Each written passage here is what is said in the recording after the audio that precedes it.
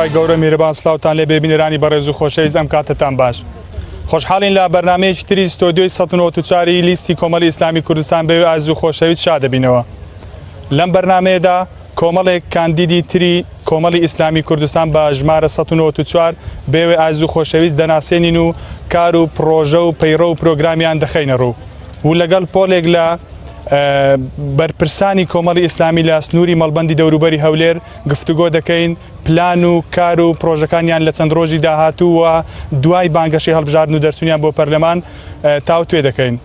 میوانەکانم لە سەرەتادا بێەوە دەناسێنم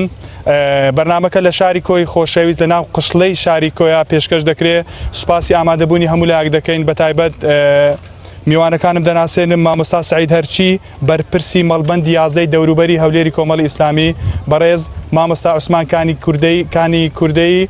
کاندیدی ژمارە 7 لە لیستی 194 بەڕێز ڕووپاک ئەحمەد کاندیدی ژمارە 15 لە لیستی کۆمەڵی ئیسلامی کوردستان، بەڕێز ڕەنجدەر حەسەن بەرپرسی ئەنجومەنی کۆی کۆمەڵی ئیسلامی، بەڕێز بەهرە جەمال بەرپرسی ئەنجومەنی خوشکانی ئەنجومەنی کۆی کۆمەڵی ئیسلامی کوردستان. زۆر سپاس بۆ ئێوە و زۆر سپاس بۆ میوانانی بەڕێزیش کە لێرە ئامادەن بەرنامەکەمان گەرم و گورتر دەکەن بە پرسیار و بە ڕەخنە و پێشنیارەکانتان بۆ میوانانی بەڕێز. لە سەرەتای بەرنامە وەکو عورفێکی بەرنامەکە دەچینە لای CV کاندیدان. لە سەرەتادا CV مامۆستا عوسمان کانی کوردەی کاندیدی ژمارە 7 دەبینن فەرموون.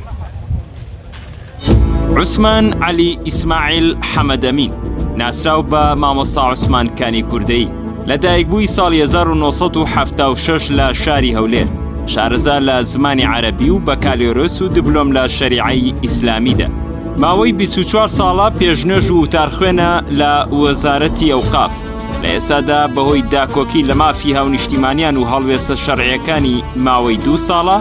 لە هەموو ڕێوڕەسمێکی ئاینی و ئەرک و مافێکی وەزیفی بێبەش کراوە. بەرپرسی نووسینگەی ئەولێری ناوەندی زانایانی کۆمەڵی ئیسلامیە. مامۆستایە لە بنکەی دارولحەدیث لە پارێزگای ئەولێر. لە بواری زانستە شەرعیەکان بە شێوەی خۆبەخش بەردەوامە لە وتنەوەی وانە و پێشکەشکردنی سیمینار بۆ چین و توێژە جیاوازەکان. لەدایان بەرنامەی کەناڵە ئاسمانی و لۆکاڵیەکان میوانداری کراوە و ماوەی 2 ساڵیش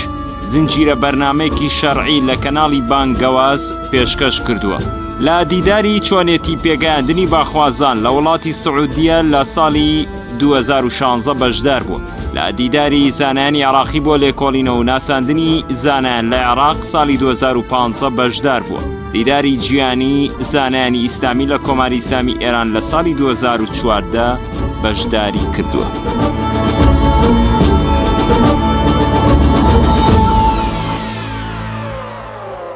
ئەوەی بینیتان CV بەڕێز مامۆستا عوسمان کانی کوردەی کاندیدی ژمارە 7 لە لیستی کۆمەڵی ئیسلامی کوردستان بوو.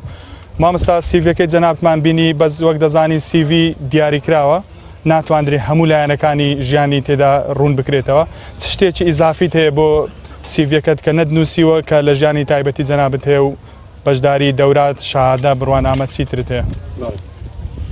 بەناوی خوای بەخشندەی میهرەبان، سەلام و ڕەحمەت و بەرەکەتی خوا لەسەر ئەم بەڕێزانە و جەنابتان و ئەم ستافە بەڕێزە سەرجەم بینەرانی کەناڵی ئاسمانی پێیان سوپاس بۆ هەموو لایەکی. ئەگەر بمەوێت لێستاوە شتێکی وا بڵێم کە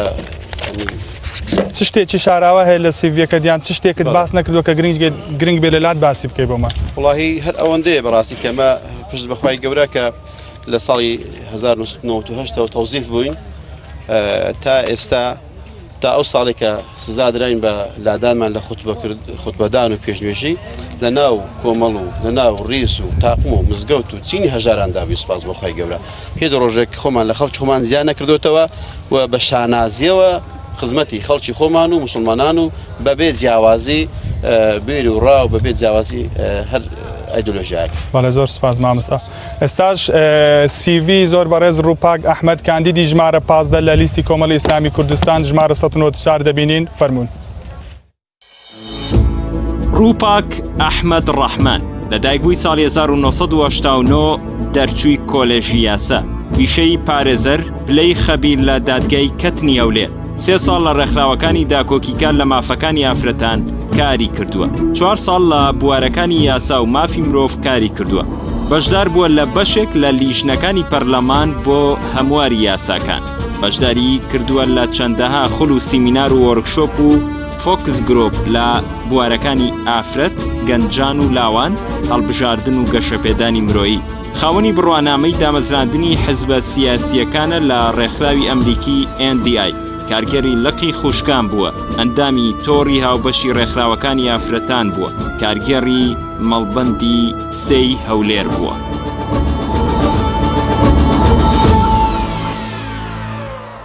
بەڵێ ئەوەی بینیتان سیڤی بەرەز ڕووپاک ئەحمەد کاندیدی ژمارە 15 بوو.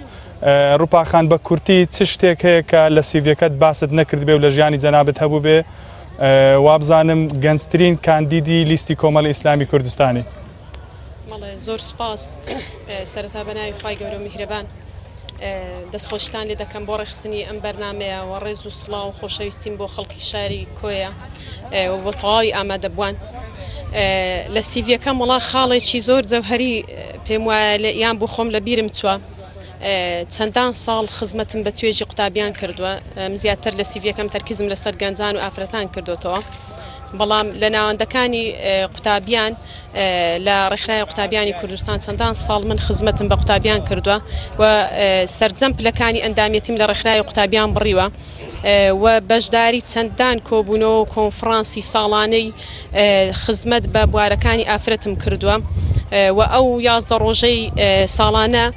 بەرەنگاربوونەوەی لە 25 11 دەست پێ دەکات بەرامگاربوونەوەی توندوتیژی ئافرەتان ساڵانە لە کۆنفرانس بەشداریم کردو، ئەندامی کۆنفرانس بوومە و بەردەوام خزمەتم بەچینی گەنجان و ئەندامانی کۆمەڵی ئیسلامی بەتایبەتی کردووە. دەستخۆشی وادارین ئەگەر متمانەی خەڵکت بەدەستێنا و چوێ پەرلەمانی کوردستان زیاتر کار و پرۆژەکانت پەرە پێ بدەیت. ئێستا دەست بە بەرنامەکەمان دەکەین و دەچینێ ناو ناوەڕۆکی بەرنامەکەمان لە مامۆستا سعید هەرچیەوە دەست پێ دەکەین. مامۆستا ئەگەر مایکەکەی لێوەربگری، ئامادەکاری کۆمەڵی ئیسلامی کوردستان چۆن بووە لە مەڵبەندی دەوروبەری هەولێر، واتە دەوروبەری هەولێر کۆمەڵی ئیسلامی کوردستان بۆ ئەم هەڵبژاردنە ئامادەکاری چی کردووە؟ بەناوی خۆی گەورە و میهرەبان، سڵاو لە بینەرانی کەناڵی ئاسمانی پێیام، سڵاو لە بەڕێزان و خۆشەویستان ئامادەبووان. من سەرەتا دەستخۆشی لە کەناڵی ئاسمانی پێیامەکەم کە بەڕاستی لە ڕووماڵکردنی راپۆرتەکانی هەڵبژاردن لە بەرنامەکانی هەڵبژاردن لە هەوڵێکی مەتەن بۆ هەڵبژاردن بەڕاستی جێگەی دەستخۆشیە. من لێرەوە دەستخۆشیان لێ یەکەم و سوپاسیانەکەم کە بەڕاستی بارێکی زۆر قورسیان لەسەر شانی ئێمە سوو کردووە. جێگەی دەستخۆشین خۆی گەورە پاداشیان داتەوە. دیارە ئێمە وەکو مەڵبەندی 11 دەوروبەری هەولێر، وەکو هەموو مەڵبەندەکانی تری کۆمەڵی ئیسلامی، ئێمە هەوڵێکی زۆر جددی و هەوڵ و ماندووبوونێکی زۆرمان داوە بۆ ئەمەی زیاتر پرۆسەکە جوان بکەین و زیاتر خۆمان ماندوو بکەین، زیاتر هەوڵ بدەین بۆی خەڵک بەدەم داواکاریەکانمەوە بێتن، چکە هەموو کەسێک ئەزانی کە کۆمەڵی ئیسلامی لە پرۆسەی هەڵبژاردن، ئەو پرۆسەی کە ئێستا دەگوزارێ لە عالەمی ئیسلامیش بە هەمان شێوە، ئێمە بەشێک بووین بەڕاستی لەم پرۆسەیە، بەردەوامیش هەوڵمان داوە، ئامادەسازی و ئامادەکاری زۆر باشمان بۆ کردوون. دیارە ئامادەکاریش هەم لە کۆمەڵی سنووری جوگرافی مەڵبەندی ئێوە زۆرە، کۆمەڵێک شار و شارۆچکە و قەزا دەگرێتەوە. تا چەند خەڵک بەدەمتانەوە دێت، تا چەند خەڵک ڕازیە لە کار و ئەو پۆستانەی کە پێشتر لە دەستان بووە؟ بەڵێ دیارە معلومی جەنابتان، ئێمە سنوورێکی جوگرافی گەورەمان هەیە کە نزیکەی 6 قەزا لە خۆی دەگرێتن. ئێمە بەردەوام بەڕاستی بەسەرکردنەوەی هەموو ئەنجومەنەکانمان بەسەر کردووەتەوە، بەردەوامیش لەگەڵ یانین و بەڕاستی ئەوەی کە من تێبینیم کردو مەلا حەزم کردووە کە بەشداریم کردووە لە پرۆپاگەندەی هەڵبژاردن، لە هەو پۆستەر کارت و لە هەڵواسنی پۆستەرات، بەڕاستی خەڵکێکی زۆر بەدەم داواکاریەکانی کۆمەڵی ئیسلامی، خەڵکێکی زۆر دێت بەڕاستی پاڵپشتی لیستی 1994 کۆمەڵی ئیسلامی ئەکاتن کە جێگەی دڵخۆشی مای خۆشحاڵیە بۆ ئێمەی کۆمەڵی ئیسلامی. ئێمە کاتێک کە چین بەرەو ناو بازارەکان دەچین بۆ ماڵەکان، خەڵک ئەدوێنین، قسە لەگەڵ خەڵک ئەەکەین، خەڵک متمانەیەکی زۆری بە کۆمەڵی ئیسلامی هەیە و بەڕاستی ئامادەشە دەنگ بە کۆمەڵی ئیسلامیدا. لەوانەیە لە دەنگدانی ڕابردوو لە پرۆسی هەڵبژاردننی ڕابردوو دەنگی بەلایەنێکی ترداوە، بەڵام ئەم زاریان خۆی دەڵێم من دەنگ بە کۆمەڵی ئیسلامی ئەدەم لەبەرەوەی چکە پەرلەمانتارانی کۆمەڵی ئیسلامی لەبەرەوەی ئەدای کۆمەڵی ئیسلامی لە حکوومەت ئەدایەکی زۆر تەندروست بووە. بەڕاستی پەرلەمانتارانی کۆمەڵی ئیسلامی لە خزمەتی خەڵکدا بوون، هەڵوێستەکانی کۆمەڵی ئیسلامی هەڵوێستی زۆر چاک و مەردانە بوون، بۆیە ئێمە ئامادەین دەنگ بە کۆمەڵی ئیسلامی دەین. ئەم زاریان دەنگکە بۆ دەنگی ئێمە بۆ ئێوەی بەڕێزە. جا من پێم وایە بە خۆشحاڵیەوە لێرە بازەکەم و بەڕاستی مژدەیەکیش بۆ برانی و بەڕێز و خوشکانی بەڕێزی خۆمان لە کۆمەڵی ئیسلامی من پێم وایە ئەم بۆ ئەم زارێن خەڵکێکی زۆر لەوانەیە ئەوانەی کە زویرن لە دەنگدان ئاش بنەوە من ئەتوانین بڵێم سەدا هەوڵ و کارکردنی ئێوە چی بۆ ئەوەی قەناعەت بە خەڵک بکەن کە بەشداری دەنگدان بکەن بەتایبەت کە خەڵکانێکان ڕەنگە بڵێن ئیتر تااقەتمان نەما وەکو باسم کرد ئەتوان بڵێم 120 خەڵک ئاش دەبنەوە جارێکی دێنە دەنگدان ئەمەش بەهۆی چیەوە بەهۆی وەکو سەرتا باس کرد کۆمەڵێک لەو هەڵوێستانی کە کۆمەڵی ئیسلامی هەیە بووە پەرلەمانتارانی کۆمەڵی ئیسلامی ئێمە خۆمان بەڕاستی گفتوگۆمان لەگەڵ هەڵدو قەناعەتمان بە خەڵکێنەوە پێمان وتون دەسەڵات بەردەوام هەوڵ ئەدا خەڵک بێ تااقەتکە لە هەڵبژاردن خەڵک وا لە خەڵکە متمانە نەمێ گومان زۆر دروستکە بەڵام ئێمە بەڕاستی نابێ بە هیچ شێوێک لە گومان و لەم کردارین دەسەڵات سار بین و یان سڵ ببین بۆ ئەوەی لە سندوقانی هەڵبژاردن دوورکەوینەوە بۆ ئەوەی بە کەیفی خۆیان بتوانن تاراتێن بە سندوقەکاندا بکەن بتوانن بەڕاستی و دەسەڵاتێکی دیکتاتۆر پەیڕۆ بکرێتن کاتێککە ئەم دەسەڵاتە دروست بوو هەر هەمومان زەرمەند دەبین و هەموو تاکێکی ئەم کۆمەڵگەی کوردی بەڕاستی تێدا زەرمەند ئەبێتن و بۆیە کاتێککە ئێمە بەڕاستی دێن بەر چاوڕوونێک ئەدەینە خەڵک ئامادەیە بێتەوە جارێکی دەنگ بداتەوە جا بۆیە ئێمە توانیمە ماڵ بە ماڵ بگەڕین بازار بە بازار بگەڕین تاکی خەڵک فەرفەردی خەڵک ببینین ڕاستی ئێمە لەوانەیە لە سەرەتادا تۆزێک بە هێواشی دەستان بە بانگەشە کردو بەڵام لەگەڵ نزیک بوونەوە هێواش هێواژ دەکرێت کە هەڵمەتی هەڵبژاردن بۆ پەرلەمانی کوردستان زیاتر بەهێز دەبێت لەلایەن لیستی کۆمەڵی ئێسلامی ئێمە سەرەتاوەکو خۆمان و کۆمەڵی ئیسلامی ئێمە هەموو لایەک ئەزانی کە لە ڕووی مادیوە لەوانەیە کۆمەڵی ئیسلامەکو ئەو حیزب دەسەڵاتدارن نەبی کە ئێستا پارێکی زۆر زەوەند ئەو پارەی کە بە تاڵانیان بردووە چەندی ساڵە لە خەڵکو لە هاوڵاتیان ئێستا دێن لە خەڵکی خوان سەرفکەن لە کاندیدانی خوان ئێمە وەکو کۆمەڵی ئیسلامی ئەو دەرامەت و ئەو داهاتەمان نەبووە بین بەڕاستی بتوانین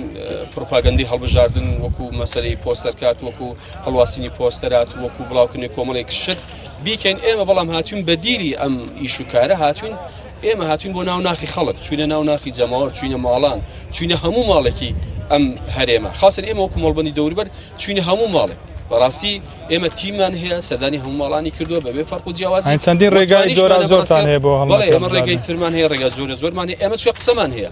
ئێمە بەڕاستی ناترسین لەوەی چکە ئێمە قسەمان هەیە ئێمە دەتوانین قەناعەت بە خەڵک بێنین ئێمە ئەتوانین بەڕاستی ئەم وەکو بڵێ ئەم ناوئومێدی کە بەسەر دڵ و دەرونی خەڵکی داگرتووە یان ئەو ناوئومێدی دروست کراوە لە ناو ناخی خەڵک ئێمە وەکو کۆمەڵی ئیسلامی هاتوین بەڕاستی ئەو ناوئومێدیەمان ڕەواندۆتەوە ئێمە هاتوین بە خەڵکمان گوتووە دەنگ بدە ئێمە سەردانی ئەنجومەنەکان دەکەین بەڕاستی خەڵک بە لێشەو سەردان پێشوازیمان ئەکا لە هەموو سنوورەکان چکە ئێمە لە هەردوو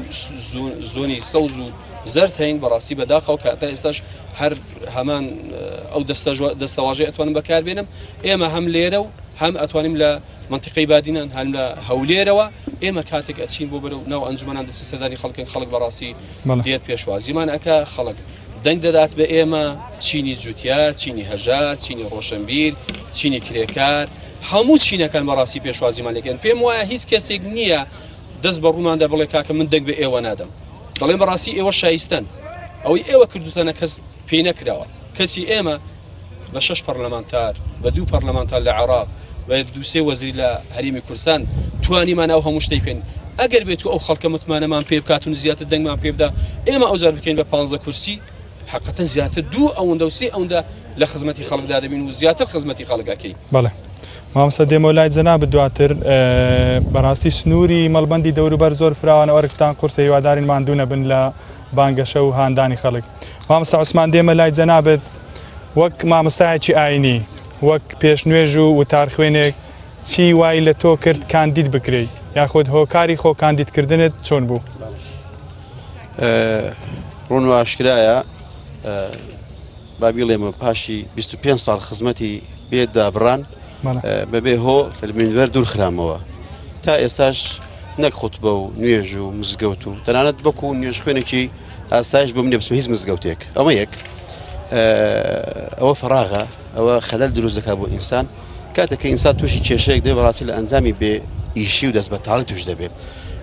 ئەوە قسەیەکە پاشانە من وەکو کاندیدکردن خۆم داوام نەکردووە سپاس بەخوای گەورە لەبەرەو فەرمودەی پێغەمبەری خوا صلی الله عليه وسلم کاتێک دەفەرمێ إنها أمانة وإنها تأتي يوم القيامة خزي وندامة فەرمووی ئەی ئەباذر تۆ ناشی بۆ ئیمامەتی و پێشەنجی و حکمڕانی و دەمڕاستی خەڵکی لەبەرەوەی ئەمانەتە ئەو پلۆپۆستە ئەمانەتە لە دوا ڕۆژ ئەگە کەسێک حەقی خۆی پێ نەدا بەڕاستی پەشێمانی و ماڵوێرانی و قوربەسەری پێوەیە بۆیە تۆ ئینەکە امڕؤ ضعیف تۆ کەسێکی زەعیفی من خۆم داوام نەکرد سوپاس بخوا لەسەر داوای زانایانی بەڵام 2020 کە خزمەت بکەی و بەڵێ زانایانی ئاینی هاو ڕەفیقەکانم پاشان نوێژخوانانی شاری هەولێر و دەوروبەریشی بە کۆی و بە گوندەکانی کۆی و سوپاس بخوا وتوانە مامۆستا وەکو وەڵامێک بۆ ئەو خەڵکی کە بەبێ هۆ چەند ساڵان توی دوور خستۆ لە وتاربێژی و لە پێشنوێژی ئەوەش ئەو پاشانەکە زۆر دەترسانی لەوەی کە بەڕاستی لە میانەی ئەم هەموو ڕوبەڕووبوونەوەی وەکو دەڵێ ئیغراکردن بە مادە بە پلە بە پۆست چەندین زار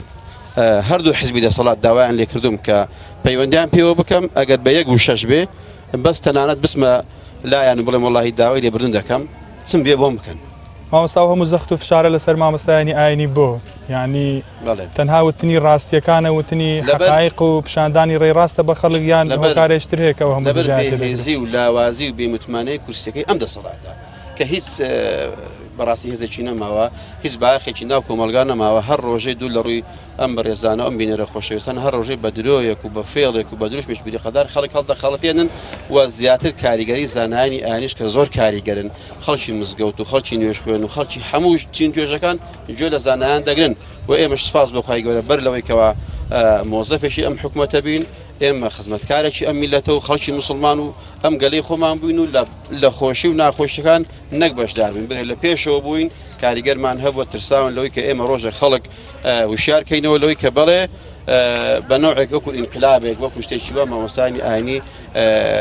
کاریگەرن بە خۆشم حەزم کردە بەڕاستی خزمەت بکەم سپاس بخوا وزەم دەتوانم بەڵێ پێت وایە دەتوانی لە پەرلەمانی کوردستان چی بکەی ینی چۆن سەکۆی خزمەتکردنت لە مینبەریەوە یاخود بگوازیەوە بۆ پەرلەمانی کوردستان کە بەرزترین دەسەڵاتی یاسادانانە لە هەرێمی کوردستان هەرچەندە لە ماوەی چەند ساڵی ڕابردوو بەهۆی کێشە سیاسیەکانەوە پەکخراوە بەڵام لە ڕاستیدا بەرزترین دەسەڵاتە لە هەرێمی کوردستان تا چەند دەتوانی لەوێ ببیە خزمەتکاری خەڵک بە کەڵک سوود و ڕێنمایەکانت خەڵک سوودی لێ ببینێ حەزم لێ لە قسەکانم ڕوون و شەفاوین بەڕاستی یعنی دروشمێک بەرز نەکەینەوە کە بەیانی خۆشمان پێکەنینمان بۆ خۆمان بێ بەڕاستی ئێمە ئەستەغفیرڵڵا پێغەمبەرێکی موعجزەمان پێ بێ ئێمە درێژە پێدەری کار و چالاکی ئەم براو خوشکانەی پێش خۆمانن لە پەرلەمان کە چیان کردو ئێمە درێژە پێدەری وان دەبین وەلەو بەو کورسیەکەمێکەوە هەمان بۆ 5 کورسێک ناتوانین گلەی 6-7 کورسی لێ بکرێت ئێمە 5 کورسیمان هەبوو سەقلی 50 کورسیمان هەبوو سوپاس بخوا و ئێمە دەتوانین درێژە پێدەری ئەم کار و چالاکی ئەم خودانە بین و وە زیاتر من لەلایانی پێگەی زانایانی ئاینی بەڕاستی کە زۆر بێمافن بێنازن هەموو مسلمانان دەزان کە مامۆستایانی ئاینی لە هەموو چینەکان مەزلومترن شەهید کراون لەسەر مینبەر پاشان ڕیشیان سوتاوە پاشانەکە گولە باران کراون پاشان چەندین سزا دراوە کە بە ناڕەوایی و بە ناحەقی بووە دەمەوێت لەو بوارەوە هەتا بۆ بواری کاری ئەنجامدانی ڕێوڕسمی شیعاری دینی بۆ دروستکردنی مزگەوت بەڕاستی عوارق زۆرە کۆسبوتەگەرە زۆرە کەسێک بچێ بۆ مزگەوت بەڕاستی کێشەی بۆ هەیە ینی بەڕاستی ئەو یاسایی کەوا هەیە بە ناوی یاسای تیرۆر دەمانەوێت تعدیل بکرێت دەمانەوێت ئیش لەسەر شتانە بکەین یەکێک لە خاڵەکانی بەرنامەی کاری لیستی کۆمەڵی ئیسلامی کوردستان هەمواری ئەو یاسایە حتمما ئەو یاسا بەڕاستی کە داڕێژراوە لەگەڵ ڕێز و حرمەتم بۆ دارەژەرانی بەڵام زۆر بە فراوانیە زۆر بە بەربڵاویە لەوانەیە کەسێک کە تەنکە ڕیشێکیە بێ بچێ بۆ مزگەوت شمولی ئەم تیرۆرە بکە و بەیانی بە یاسایەک بگیرێتەوە ئێمە دەمانێت تعدیل بکرێ و ڕێک بخسرێ و حتمما ئێمە لەگەڵ کاری نەخوازراونین کاری جێرە شێوێنینین بەڵام دەمانێت بەڕاستی هەموو شتێک بەخوێ خوێش بەمانە مامۆستا جەنابەت هەر خەڵکی ئەو دەوروبەری شاری کۆی ئێستاش بەرنامەکە لەوێ پێشکەش دەکرێت ئەوەندەی سەردانی هاوڵاتیانت کردووە بە مەبەستی متمانە پێدان و ڕوونکردنەوەی پەیڕۆ و پرۆگرامی لیستی کۆمەڵی ئیسلامی پرۆژەکانی جەنابەت خەڵک تا چەند ئیستیجابەی هەیە بۆ لیستی کۆمەڵی ئیسلامی کوردستان بەدڵخۆشیەوە ئێمە بینی خۆمان برایان و خوشکانی کۆی دەین کۆیاتی و خۆیاتی ئەومان هەیە بەر لەوەی من تەلەفۆن بۆ هیچ دۆست و برا و خوشکێکی خۆم بکەم نەم دەفەرە بێڕای سەردان نەکردن خۆیان تەلەفۆنیان کردو مامۆستا لەبەر ئەوەی تۆ مەزلومی تۆ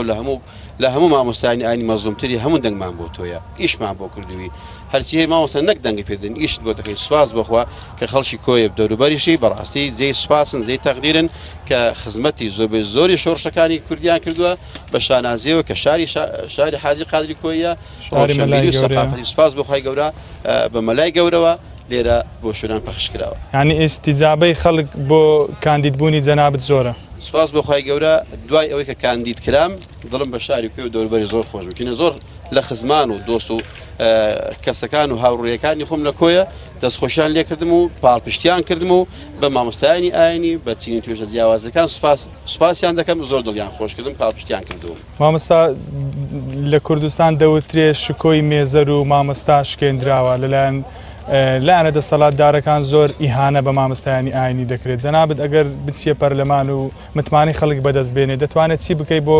جێرانەوەی شکۆی مزگەوت، شکۆی مامۆستای ئاینی، شکۆی مێزەر و مندیلی مامۆستای ئاینی؟ لەلایەن هاوڵاتیان و مسلمانانی کوردستان بەگشتی حتمما پێگە و ڕۆڵی زانایانی ئاینی ڕۆژ بە ڕۆژ بەهێزتر دەبێت. سوپاس بۆخوای گەورە ئەو قسەیە کراوە بەڵام لەلایەن خەڵکانێکەوە کراون لەلایەن خەڵکانێکەوە لەوانێ هەوڵی بۆ درای بەڵام لەلایەن هاوڵاتیانەوە ئەسل و ئەساسی نییە کە مامۆستایانی ئاینی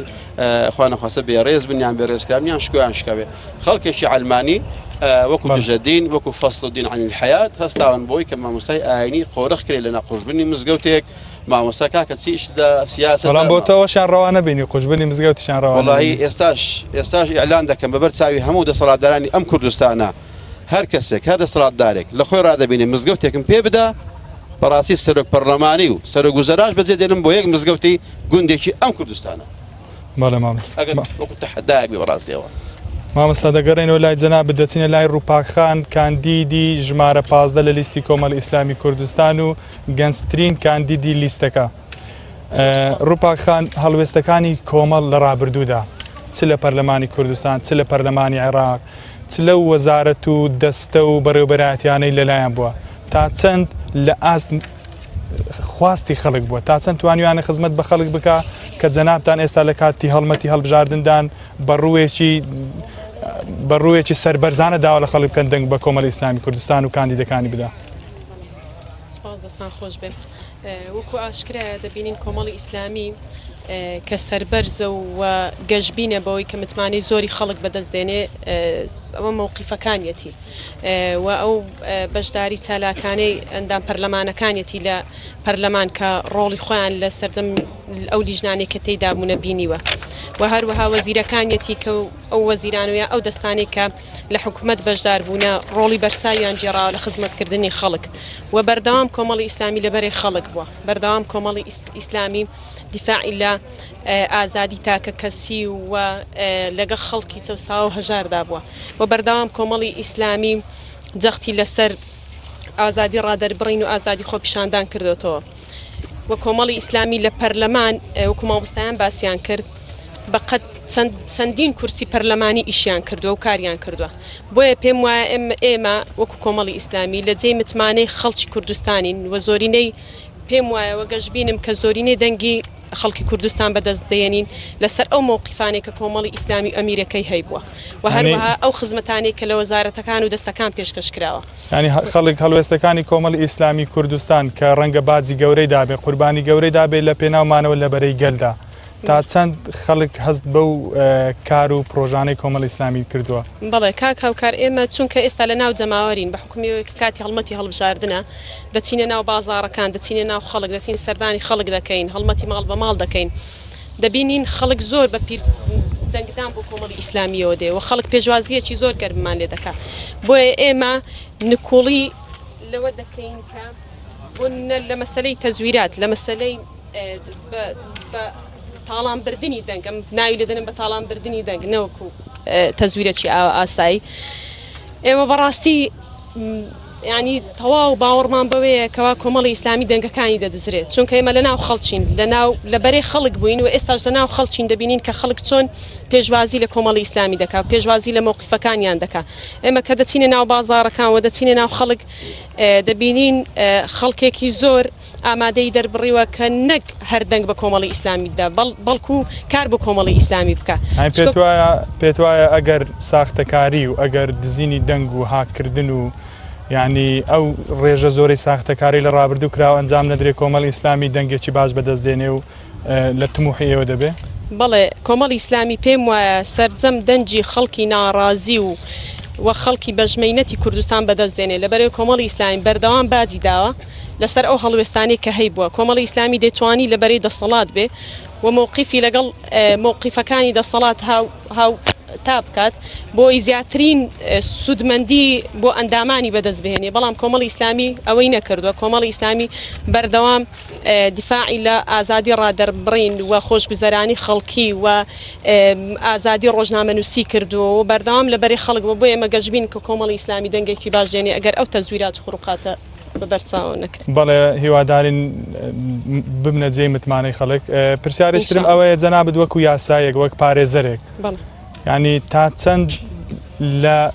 یەکسانی یاسا و دام و دەستگا دادوەریەکانی هەرێمی کوردستان ڕازی و پلانتان چییە ئەگەر متمانەی خەڵکتان بەدەستێنا و ڕێژەیەکی باشی کورسی پەرلەمانتان بەدەستێنا؟ بەڵێ ئەگەر بین باز لە یاسا بکەین لە هەرێمی کوردستان دەبینین لە سەرجەم جومکەکانی دەسەڵات یاسا دەشکێندرێ و یاسا سەروەر نییە و هەر سێ دەسەڵاتەکە نەکرد دەسەڵاتی دادوەری هەر سێ دەسەڵاتەکە یاساشکێنی تێدا جێبەجێ دەکرێت دەسەڵاتی یاسادانان کە ئەرچی یاسادانانە و پرۆژە یاسا لە ناوی پێشنیار دەکرێت و پەسەند دەکرێت ئەو پرۆژە یاسایانە دەڕۆن بۆ دەسەڵاتی جێبەجێکردن لە جێبەجێکردن ئەرکیان تەنفیزی و جێبەجێکردنی ئەو یاسایانەیە و لە دادوەریش لە دەسەڵاتی دادوەری ممارەسەی ئەو یاسایانە دەکرێت بۆیە دەبینین لە دەسەڵاتی دادوەری لە دادگاکان کە من وەکو پارێزەرێک لە ناو دادگاکان و حرمی دادگاکان کە کارم کردو لەگەڵ خەڵکدا دەبینین ئەوەی کە جێبەجێ ناکرێ ممارەسە جێبەجێ ناکرێ و کاری لەسەر ناکرێ ممارەسەکردنی یاسایە چونکە خەڵکی باڵادەست و دەستڕۆیشت و دەسەڵات لە سەروی یاساون دادوەرەکانیش بڕیارەکانیان بە بڕیاری خەڵکی دەسەڵات و دەستڕۆیشت و حیزبیە هەنی یەکسانی نییە لە جێبەجێکردنی یاسا بەسەر چینی هەژار و چینی دەسەڵاتدار چینێکی خوارە و چینی سەرەوە بەڵێ بەتەکید یەکسانی نییە چونکە پێم وایە یاسا تەنها بەسەر چینی هەژاردا جێبەجێ دەکرێت یاسا بەسەر چینی دەسەڵات و دەستڕۆیشتەکان جێبەجێ ناکرێت چونکە ئەوان خۆیان بە لە سەروی یاساوە دەزانن ئەوان سەروەرن بەسەر یاسا نەک یاسا سەروەر بێ بەسەروان و ئەوان لە سەروی یاساون ئەوان دەسەڵاتیان بەسەر یاسادا دەشکێن نەوەکوم یاسا دەسەڵاتی بەسەر دەسەڵات ڕۆیشتوەکاندا بشکێ و یاسا تەنها لەسەر چینی هەژار و چەوساوە بێ دەسەڵات جێبەجێ دەکرێت لەم کوردستانە. بەڵێ دێنەوە لا دروپاخان دەچنێ لای مامەستا ڕەنجدەر بەرپرسی ئەنجومەنی کۆی کۆمەڵی ئیسلامی کوردستان مامەستا وەکو مامەستا عوسمان وتی کۆیە بەخۆی گەرم و گوڕە و بەدەم لیستی کۆمەڵی ئیسلامیەوە هاتووە ئێوە وەکو ئەنجومەنی کۆیە چیتان کردووە بۆ بانگەشەی هەڵبژاردننی سیمانگ یا ئایا پلان و بەرنامەتان چی بۆ لە چەند ڕۆژی داهات و چۆن کارەکانتان جێبەجێ دەکەن؟ بسم الله الحمد لله والصلاة والسلام على سيدنا محمد وعلى آله وصحبه أجمعين. وڵام من سەرەتا دەستخۆشی لە کەناڵی ئاسمانی پەیام دەکەم و دەستخۆشیم هەیە بۆ ستاف و ڕێکخەری ئەم بەرنامەیە دەستان خۆش بەیاخوا. وڵات دیارە ئێمە وەکو ئەنجومەنی کۆی کۆمەڵی ئیسلامی بەڕاستی ئێمە تەنها لە کاتی هەڵبژاردنەکاندا پلانمان نییە و تەنها لە کاتی هەڵبژاردنەکاندا ئێمە سەردانی خەڵکی ناکەین و خەڵکی بەسەر ناکەینەوە بەڵکو ئێمە بە تەواوی ینی لە تەواوی کاتەکاندا ئێمە سەردانی خەڵک دەکەین لە خۆشی و ناخۆشیدا بەسەریان دەکەینەوە یعنی لەگەڵ خەڵچین هەڵقوڵاوی ناخی جەماوەری خۆمانین بۆیە ئێمە وەکو خەڵکانێک نین تەنها لە کاتی هەڵبژاردنەکاندا دەربکەوین خەڵکانێکمان هەیە بەڕاستی یعنی لە شاری کۆی خۆیان هەڵبژاردووە خۆیان کاندید کردووە لە حیزبەکانی تر یعنی هەتاوەکو ئێستا خەڵک ناوی نەبیستون ئێستا دێن بانگەشە و ئێمە خەڵکی شاری کۆین و داوا لە خەڵکی دەکەنکەوە دەنجیان پێدەن بەڕاستی ئێمە بەم شێوازە بێگومان مامۆستا وەکو شاهدیەک بۆ ناوچەی ئێوە ناوچەی کۆیە کە من ڕۆژێک لە ڕۆژان لێرە قوتابی زانکۆ بوومە یەکێکە لە ناوچە هەرە کاراکان و سنوورێکی بەرفراوانتان هەیە ئەمە دڵنیان لەوەی کە لە کاتەکانی تریش کار و پرۆژە و بەرنامە و خزمەتگرنی گەنجان قوتابیان کەسانی بێ باوک ینی رادیۆ و دەستگای ڕاگەیان تا هەیە کە لە خزمەتی ئەو خەڵکی ئەو دەڤەرەی دابوونە بەڵام بەتایبەت لەو ماوەیەدا چیتان کردووە دەست خۆش بێ وەڵای ئێمە بۆ ئەم کاتە ینی بۆ ئانی ئێستا ینی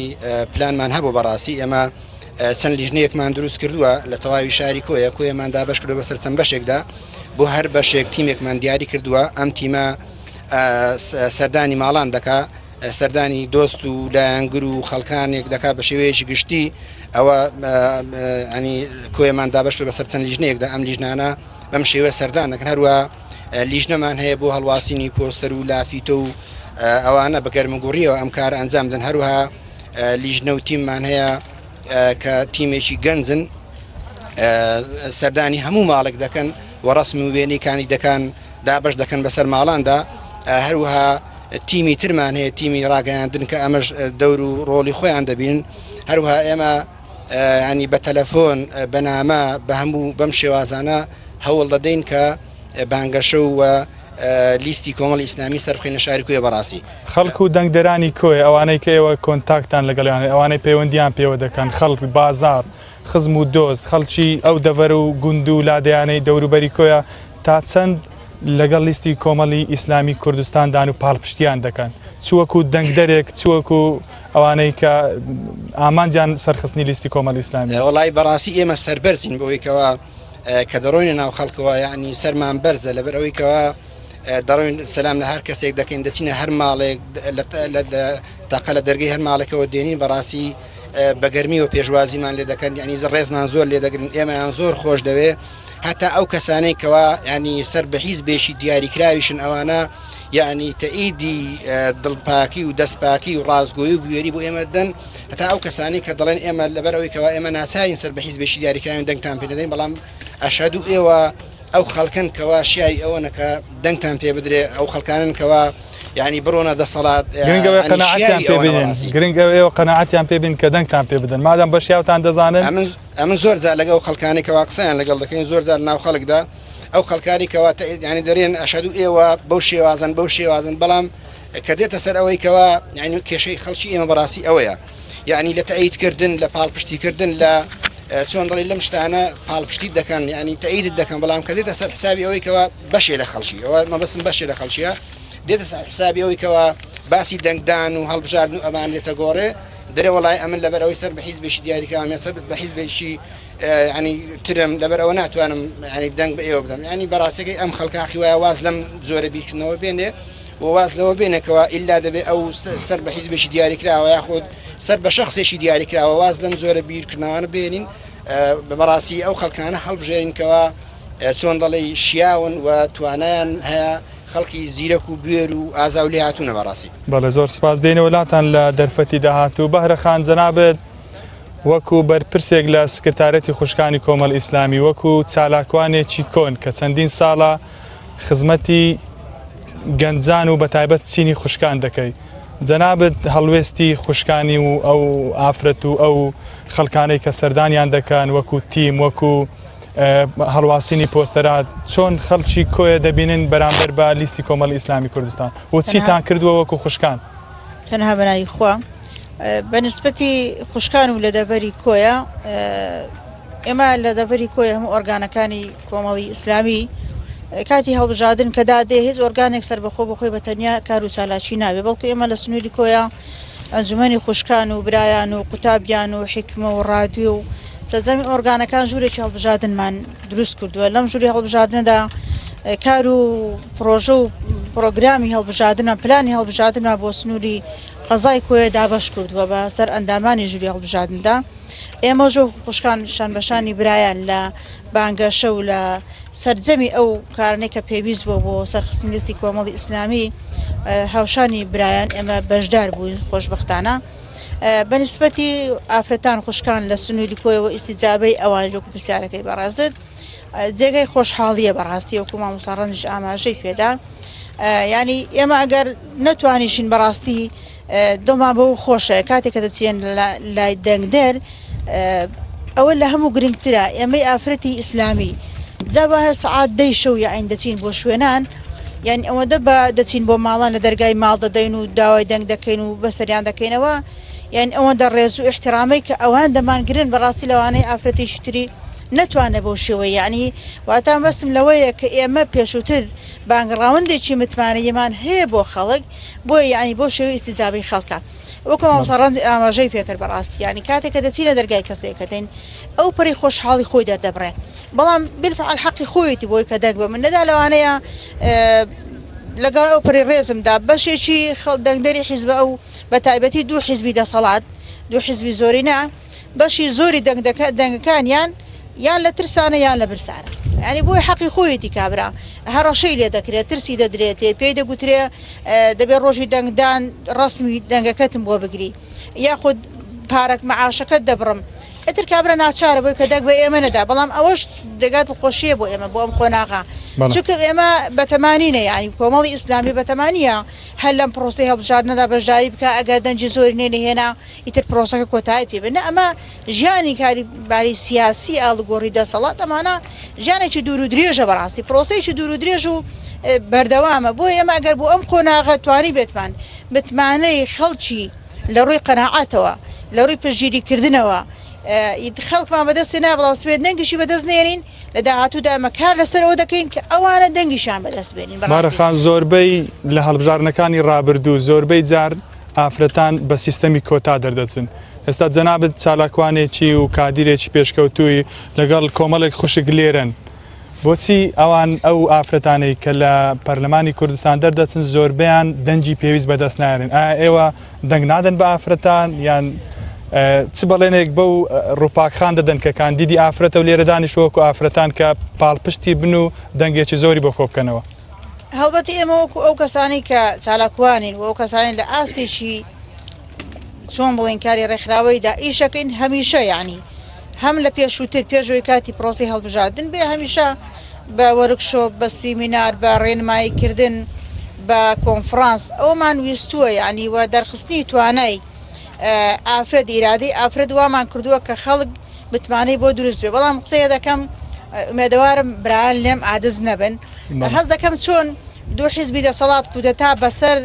دەنجی ئۆپۆزیسیۆن و بە تایبەتی کۆمەڵی ئیسلامیدا دەکەن هەز دەکەم پیاوانش کودەتا بەدەست دەنجی ئافرەدا دەکەن ئێمە لە ساڵی 2017 کاکاوکار لە شاری هەولێر لەگە بەشێ لە ڕێکخراوەکانی ژنان و ئافرەتانە پێشینەوەیەکمان ڕاپرسیەکمان کرد لەسەر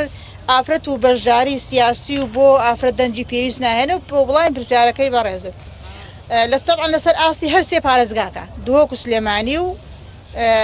هەولێر لە ١٠٠ تا 48 و پۆین شتێککە ئێستا بە تەواوی لە خەیاڵم نییە دەڵێن بە ئیرادەی خۆمان دەنگمان نەداوە ینی زۆر ئەو ڕێژەیە ینی نزیکە لە نیوە دەڵێ بە ئیرادەی خۆمان دەنگمان نەداوە ینی بە کوردەکەی بڵێن یعنی بۆ نەبرایە قەنەعەتی بە چ لایەک و بە چ کاندیدێک هەیە حتمما هاوسەرەکەی خۆشی دەبادەیە بۆ قۆن بوو و هەز دەکەم دەنگنهێنان و بوونی کودەتا بۆ ئافرەت کودەتاکردنە بەس دەنا بە تایبەتی تر حیزب ئیسلامیەکان و لەناو هەموو شیاندا کۆمەڵی ئیسلامی زۆرینەی دەنگدەری بریتێ لە ڕێژەی زۆری دەنگدەری بریتێ دەنجی ئافرەت ئەگەر بە پێیەوە بێەوەتە هەر ئافرەتەکان دەنجی پیاومان نایە بەس ئافرەت دەنگ بدا بە ئافرەت زۆرنی ئەندا پەرلەمانەکانیوانی کە دەردەچن بریتە دەبن لە ئافرەت بەڵام بەداخۆیانی کە دەیبینین خوشکانمان کە دەرەچن بۆ پەرلەمان کەمینەنە ئیوادارم ئەم جارەیاندا وانە بێ کۆمەڵێک ئافرەتی بەتوانان لەو لیستە ئەم جارە و لە جارانی ڕابردووش هەبوونە ڕووپاخانیەکێکە لەوانەکە چاوەڕێی پاڵپشتی ئێوە دەکا هیوادارین بە دەنجی خۆی و دەنگێکی زیاتریش بەدەست بێنێ وڵا ئەنجا ئێمە هەمیشە ئەومان وتووە پێشووتریش ئێمە پشتیوانی خوشکانمان کردو بەڕاستی ئەم دەستخۆش بێ بەکردار شەرتە بەکرداری سەرماندوومانە بۆی کە ئێمە پاڵپشتی خوشکانمان کردووە لەگەڵا من کە برای خۆم کاندیدا ڕووپاخان خۆی لێرە من پشگیری ئەوم کردو بۆی کە هەوڵ بدەن خوشکان ینی هاوکاری خوشکان بکەن بۆی کە دەنجیان پێ بدەن لە زۆر شوێنان ینی برێن پرسیارمان لێ دەکرێت کامە کاندید باشە و کامە خراپە هەمیشە منوەکو شخصی خۆم وڵام ئەوە بە وتومە ئەگەر قەناعەتت بەکاری ئافرەت هەیە دەنگ بدە بە ئافرەتەکانەوە بێ جیاوازی هیوادارین کردارەکەت کردار شەرت بێ و نەگۆڕدرێ لە ماوەیەکی کاتیکەمدا ئینشاڵڵا ناگۆڕدرێ ئینشاڵڵا دێمەوە لای مامۆستا سەعید مامۆستا ئێوە لە کاتی دەنگۆی ئەوە هەبوو کە پێش هەڵبژارنەکان باس لەوە دەکرا کە هەڵبژاردن دوا بخرێ کۆمەڵێک لایەن بەداخەوە ئەو لایەنانەی کە ڕەنگە جگە لە لایانی دوو دەسەڵات لایانی تریش هەبوو بێت لەگەڵ دواخستنی هەڵبژاردن بوون ئایا کۆمەڵی ئیسلامی کوردستان دڵنیا بۆ لەوەی کە سەرەکەوێت لەم هەڵبژارنە و دەنگێکی باش بەدەست دێنێ یاخود یەکێک لە مەبادی و بۆ چوونە سیاسی و یاسایەکانی ئەوەیە کە هەڵبژاردن لە کاتی خۆی جێبەجێ بکرێت دیارم باسم کرد گوتم پرۆسی هەڵبژاردن پرۆسەیەکە بەڕاستی کەوە خۆت دەزانی کۆمەڵی ئیسلامی زۆر سوور بوو لەسەرەوەی هەڵبژاردن لە کاتی خۆی جێبەجێ بکرێ و کە تاخیریش بووە ساڵێک دوا خرابوو پرۆسەیەکە بۆ دەستا دەستکردنی دەسەڵات دیارە هەموو کات و زەمنێکیش کاتێکی بۆ دیاری دەکرێت مدەی 4 ساڵی بۆ دیاری دەکرێت ئێمە کۆمەڵ ئیسلامی بەردەوام پشتگیری ئەوە بووین کە لە کات و ساتی خۆی بکرێت لە ڕۆژەکەی خۆی لە سەعاتی خۆی لە کاتی خۆیدا بکرێت بە هیچ شێوەیەک ئێمە ڕێگر نەبووینەوە و ئامادەش نین بۆ داهاتوش ڕێگر بین لەوەی کە پرۆسەی هەڵبژاردن تاخیر بکرێت یان تەجیل بکرێتەوە بۆ کاتێکی نادیار بۆ چەند مانگێکی تر ئێمە چکە باسمان کرد ئێمە کۆمەڵ ئیسلامی بەڕاستی لە هەڵبژاردن ناترسین بە هیچ شێوەیەک چکە دەنگدەری ئێمە بەردەوام لە زیادبووندایە ئەگەر سەیری ڕێژێ دەنگکان بکەین لە تەزویراتانەی کە لێتان دەکرێتن بەڵام دەنگدەری ئێمە بەردەوام لە زیادبووندایە لە فەزلی خۆی پەروەردیگار ئێمە بۆیە وەکو باسمان کرد بەهۆی دیاریکردنی ئەم شێوازە بۆ گۆڕینی سیستەم لە دەستا و دەستکردنی دەسەڵات ئێمە بەڵێ هەموو جارێک بە هەموو شێوەیەک پشتگیری ئەوەکەین کە هەڵبژاردن لە کات و ساتی خۆی بکرێتن بە هیچ شێوەیەک تەجیل نەکرێت بۆ تاخیر نەکرێت بۆ ئەوەی هیچ لایەنێک و هیچ کەسێک نەتوانی سوودمەند بێ لەوەی کە تەجیل بکرێت یان خوانەخواست بی لەوەی بکاتەوە بتوانین کۆمەڵێک دەرهاوێشتەی خراپ کۆمەڵێشتی ناپەسەند بەرامبەر بە ئەم پرۆسەیە ئەنجام بدە دواتر سەربکێشی بۆ سیستەمێکی دیکتاتۆری سەربکێشی بۆ سیستەمێکی خراپ سەربکێشی بۆ سیستەمێکی بنەماڵەیی بۆیە ئێمە کۆمەڵ ئیسلامی بڵێ ئەتوانم بڵێم سوور بوون زۆر سوور بوون لەسەرەوەی کە بکرێ و ئەگەر دڵنیاش بوو کە زەرێریش ئەگەر دڵنیاش بێگە زەرێژی بکەین ئێمە کۆمەڵ ئیسلامی ئێمە چکە بیر لە قازانج و سوودی خەڵکەکەین مجتەمەعەکەین ئێمە هەم بەردەوام باسمان کردووە کە کۆمەڵی ئیسلامی بۆ خەڵک دروست بووە لە پێناو خەڵکدا کارەکە لە پێناو خەڵک دروست بووە ئێمە کۆمەڵێک نین لە پێناوی شەخسێک و یان مەساڵحی چەند کەسێک دروست بین بەڵکو ئێمە لە پێناو بەرژەوەندی خەڵک دروست بووینە بەردەوامیش بەرژەوەندی خەڵکمان لە سەروی بەرژەوەندی کۆمەڵی ئیسلامی دانەوە هەموو خەڵک ئەزانی شایەدا جا بۆیە ئێمە ڕێگر بووین لەوە کە نەکرێت کە ئەنجام بدرێ بەردەوام و ئەوەی کە بەڕاستی جێگەی دیگەرانی بوو زۆر لە لایەنەکانی و زۆر لەوانی کە لە ڕاگەاندنەکان باسییان دەکرد چوار لایەنەکە لەگەڵ ئەوەن کە هەڵبژاردن تاجیل بکرێتەوە بەبێ ئەوە یعنی من پێم سیر بوو کە بێتن ئیستثنا بکە بۆ کۆمەڵی ئیسلامی کە کۆمەڵی ئیسلامی کاتێک کە وتەبێژەکەی ئەڵێت ئێمە وتەبێت چکە خۆتان ئازانن تعبیر و ڕای هەموو حیزبێکە کاتێک کە دەڵێ کۆمەڵی ئیسلامی لەگەڵ هەڵبژاردن لە کات و ساتی خۆی دەکا ئەم 11 مانگەش تەجیل کراوەتە ئێمە لەگەڵی نەبووینە دەبێ بەڕاستی ئەمانە بزانن کە کۆمەڵی ئیسلامی لەگەڵەوەی نییە بە هیچ شێوەیەک انتخابات تەجیل بکرێت ئێمە وەکو باسم کرد نەر بۆ داهاتوو وەنە لە ڕابردوش لەگەڵ ئەوەی دانەبوونە بە هیچ شێوەیەک تەجیل بکرێتن و بەردەوام پەیمانەوە بۆ لە کات و ساتی خۆ بوونە ئێمە لە انتخابات نەترساوی ناشترسێن بە هیچ شێوەیەک زۆر سپاس مامۆستا هیوادارم دەرفەتی زیاتر بە کاندیدە بەڕێزەکان بدەم سپاسی تۆ دەکەم مامۆستا عوسمان دێمەوە لای جەنابەت مامۆستا عوسمان کانی کوردەیی کاندیدی ژمارە 7 لە ئاینی پیرۆزی ئیسلام زۆر باس لە دادپەروەری یەکسانی مافی مرۆڤ مافی تاک کراوە لەم ڕوانگەیەوە دەتانەوێت چی بکەن لە دابەشکردنی سەروەت و سامانی وڵات بە یەکسانی بەسەر هەژاران بەسەر هەموو هاونیشتیمانیەک نەوەک کۆمەڵێکی کەمینە سوود لە داهات و سەرچاوی ئەو وڵاتە ببینێ و بەشێکی زۆری خەڵکیش لە هەژاری و لەو نەهامەتیە بێ کە جەنابەت مامۆستای لە ناو خەڵکی دەزانی وەزعەکان چۆنە ڕوون و ئاشکرایە کە باگراوندی هەموو کاندیدێکی لیستی کۆمەڵی ئیسلامی بریتە لەو کارنامەیە کە حیزب بۆی پڕکرۆتۆ نووسراوە وێ ڕای ئەم کارنامەیە ئێمە ئازادن و دەتوانن کاری باشتر و پلانی باشتر و پرۆژەی باشتر و زیادکراویشتانە بێت سپاس بەخوا هەر کادیرێک و هەر ئەندامێکی ئەم کۆمەڵی ئیسلامی پشت بەخوا داعیەکە بانخوازێکە واتە ئێمەی کاندیدان و ئێمەی پاڵێوراوان بۆ پەرلەمان دەتوانین وەکو داعیەک وەکو بانخوازێک کار بکەین بۆ ئەم هەموو فەرق و جیاوازی کە لە مابەینی مناڵە هەژار و لە مابەینی گەنجی هەژار و لە مابەینی خانە نشینی و ئەو هەموو جیاوازێکەوە ڕۆژانە دەیبینی کە هەر ئاخ و ئۆفی بۆ هەڵدەکێشین من لێرە ئەوە ڕادەگەێنم لە هاوڵاتیان لە دەنگدەران با هیچ کە بە چۆکی خۆیان نەکێشن هیچ کە نەڵێن ئاخ یان یا لەیتەنی ئەم یا لەیتەنیە بەڕاستی ئیسفادەی نییە هیچ پەشیمانبوون و هیچ داد نادا 4 ساڵ دەسەڵات ستەم دەکا غەدر دەکا نەعەدالەتی دەکا چێ هەیە بڵێ دەسەڵاتی ئێمە دادگەرە لەو جێگرە خۆشەویستانە چێ هەیە بێگومان نییە کە نییە دە ئەوڕۆ سزای بدە مەیکوژە ئاواری مەکە دەربەدەری مەکە چون ئێمە لەگە فەوزادانین ئێمە دەڵین لە ڕێگای ئەم پرۆسە با بڵێن یاساییە کە دەنگدانە بڕۆ لەوێ سزای بدە بە یەک نوکە قەڵەم ڕەنگە خەڵکانێک کە بن مامۆستا عەفوان قسەکەشت توێ دەبرن بڵێن هەمویان وەکو یەکن هەمویان گیرفانی خۆیان دەوێت تا چەند قسەیەکی ویجدانیە بڵێ هەمویان وەکو یەکن ئەو حیزبانە حەز ناکەم من ئەگەر ئێوە تاقی بکرێنەوە و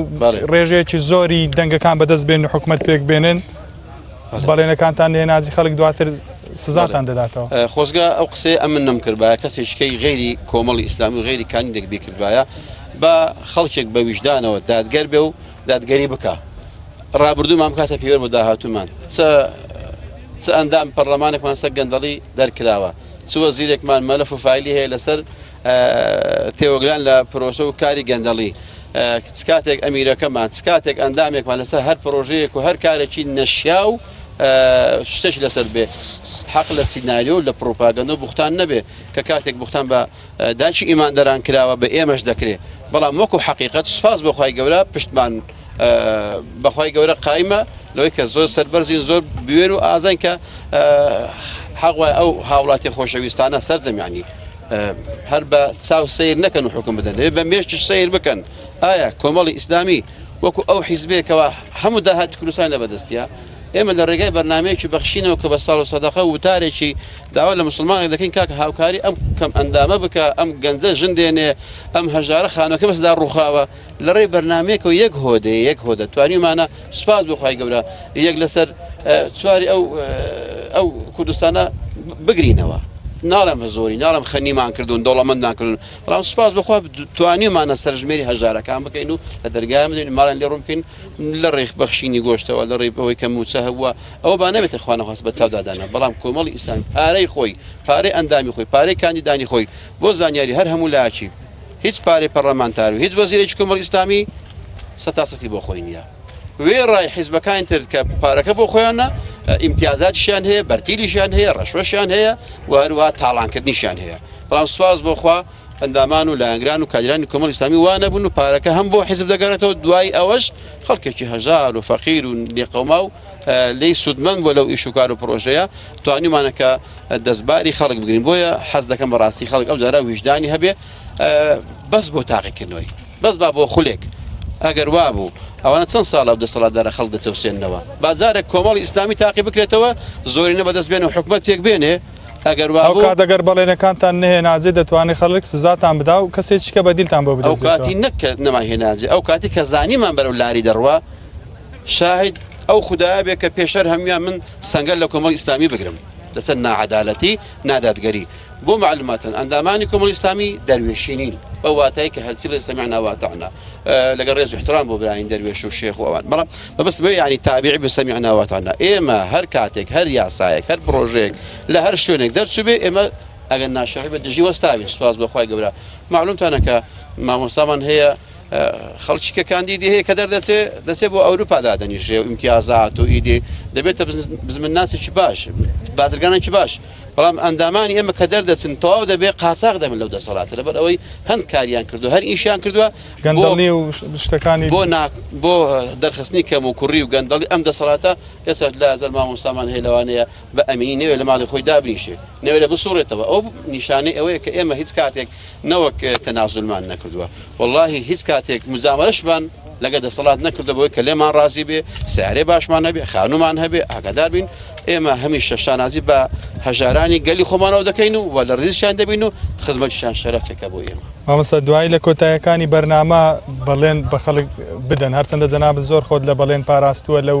هەڵمەتی بانگەشەیە دوای دێنەوەلات ڕووپاخان دێنە لای جەنابەت وەکو گەنجێک دووبارەی دەکەنەوە کاندیدێکی گەنج و گەنجترین کاندید چیت پێ بۆ گەنجان ئەو کۆمەڵە گەنجە لێرە دانیشتون ڕەنگە زۆربیان دەرچووی زانکۆ بن دەرچووی پەیمانگا بن دانە مەزرا بن یعنی سوودیان لەو خێر و بێری وڵاتە نەبینی بێ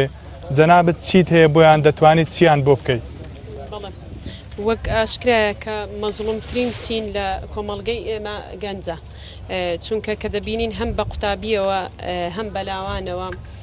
ئەوە چەندان چین تەخەڕوت بکە دەبینین دامەزراندن نییە لە پاڵەوەی کە دامەزراندن نیە هەلی کاریش نییە ئێمە وەکو کۆمەڵی ئیسلامی هەم لە کارنامەی خۆمان و منیش وەکو کاندیدێکی گەنج لە کارنامەی 4 ساڵی داهاتوم ئەگەر متمانەی خەڵک بەدەست بهێنم پرۆژە یاسام هەیە و ئامادەم کردو و دیراسەم زۆر لەسەری کردووە لەسەرەوەی کە هیچ یاسایەک لە کوردستان نییە کە کۆمپانیا بیانیەکان ئیلزام بکە بۆی زۆرترین هەلی کار بۆ گەنجان بڕەخسێنن دەبینین کوردستان ئێستا چونکە ناوچەیەکی بەشێکی زۆری کۆمپانیا زەبەلاحەکان بە تایبەت دەرهێنانی نەوت و بوارە گرنگەکان خەڵکی دەرەوە بیانی کاری لێ دەکات هەمووی خەڵکی دەرەوەیە چونکە هیچ یاسایەک نیە ئیلزامیان بکە بۆی کەوا گەنجانی وڵاتەکەی خۆمان کاری تێدا بکەن بێتوانایی گەنجی ناوخۆیە یان بێپلانی حکوومەتە لەو بێپلانی حکوومەت و بێپلانی پەرلەمانیشە لەبەرەوەی دەبێت لە پەرلەمان پرۆژە یاسا پێشکەش بکرێ و یاسایەکە پسند بکرێ بۆی دەسەڵاتی جێبەجێکردن کاری لەسەر بکە وەکو پێت دەڵم هەر یاسانیە ئەوەندەی کە من دیراسەم کردبێ یاسایەک نییە کەوا کاری کۆمپانیایەکان ڕێک بخا بۆی زۆرترین هەلی کار بۆ گەنجان بڕەخسێنێ کۆمپانیا بیانیەکان ئەگەر دێن عقد لەگەڵ حکوومەت دەکەن کە جا بۆ نمونە بەتەندەرە چۆن نییە کارکە لەگەڵ حکوومەت دەکەن حکوومەت هیچ مەرجێکی نییە بۆی بۆ منە باسەدا ئەوەندەی گەنجی خۆمان لەو کۆمپانیایە کار بکە یاخود سوودمەند بێ یا هەلی کاری بۆ بڕخسێنێ ئەو کۆمپانیانە بە عشوایی خەڵکی خۆیان دێن و خەڵکی دەرەوە و خەڵکی خۆیان تێدا مستەفید دەبن گەنجانی وڵاتەکەی خۆشمان بێکارن دەبینین چەند جیل لە دوای جیل تەخەڕوج دەکا نە هەلی کار هەیە و نە دامەزراندنیش هەیە ئەگەر ئێمە بین بە پرۆژە یاسا و لە پەرلەمان هەوڵی بۆ بدەین پەسەند بکرێن بەس ئەو کۆمپانیا بیانیانە ئیجبار بکرێن بۆی زۆرترین هەری کار بۆ گەنجانی وڵاتەکەمان بڕەخسێنن ئەوە زۆرترین ڕێژەی بێکاری یعنی لە کوردستان کەم دەبێتەوە چکە ئێستا ڕێژەی بێکاری زۆر بەرز بۆتەوە دەبینین فۆزایەکی دارایی و ئابووری زۆر ڕووی لە هەرێمی کوردستان کردووە ئەو ڕێژە بێکاریەش زۆربەی بەرچینی گەنجان و قوتابیان و لاوان و دەرچوانی زانکۆ پەیمانگاکان دەکەوێت بۆیە ئێمە وەکو کۆمەڵی ئیسلامی منیش وەکو کاندیدێکی گەنج لە بەرنامەم هەیە ئینشاڵڵا ئەگەر متوانێت خەڵک بەدەست بێنم زۆرترین کارم لەسەر بێکاری و فرسەت هێنانە پێشەوەی هەلی کار بۆ گەنجان بێت بەهۆی پارێزەریەکەت و بڕوانامەکەت بە دڵنیایەوە ئەگەر بێتە پەرلەمانی کوردستان ڕەنگە ببیتە ئەندامی لیژنەی یاسایی پەرلەمان کە ئەرکت قورس دەبێت سەرجەم پرۆژە یاساکان کە پێشکەشی پەرلەمان دەکرێت بە فلتەری لیژنەی یاساییدا دەڕوا هیوادارن یەکێک لە کار ئەولەوێتەکانت خزمەتکردنی گەنجان بێ من هۆکاری خۆکاندیدکردنم ئەوە بوو کە خزمەتێک بە لیژنەی یاسایی پەرلەمان بکەم چکە بە حکمی ئەوەی خۆم پارێزەرم و دیراسی قانونیم زۆرە و لە پرۆژە یاسا و ئەوانەوە لە لیژنەکانی پەرلەمانیش ئەو لیژنانەی کە مەفتوح بوون وەکراوە بوون بۆی خەڵکی دەرەوە بێن لە زۆربەی لیژنەکان لە پرۆژە یاسایەکان بەشدار بوومە بۆیە ئێمە ئینشاءڵڵا ئەگەر بچینە پەرلەمان چونکە ممارەسەی یاساییمان هەیە کاری زۆر بۆ گەنجان و وەلەناو لیژنەی یاسایی خزمەتی زۆر بە سەرجەم توێژەکان دەکەین بەس دەزانی ئەرکت قورسە و لیژنەی یاسایی کاربارێکی زۆری هەیە ئێمە بۆ پەرلەمان دەچین بۆی خزمەت بکەین بۆیە دەمانێت ئەرکی قورس بکەیتە سەرشانمە زۆر باش هیوادارن متمانەی خەڵک بەدەست بێنن نازانم برادرانی کۆنتترۆل ناو بڕمان هەیە یان بەردەوام بین بەڵێ بینەرانی بەڕێز و خۆشەویست دەچینە لای ناو بڕێک و دوای چەند خولەکێکی تر درێژە بە بەرنامەکەمان دەدەین و گفتوگۆ لەگەڵ ئەو میوانە بەڕێزانە دەکەین ئەوانیش دەتوانن پرسیار و سەرنج و ڕەخنە و پێش نیارەکانیان بۆ کاندیدان و کۆمەڵی ئیسلامی کوردستان بکەن دوای ناوبڕێک دێنەوە لاتان.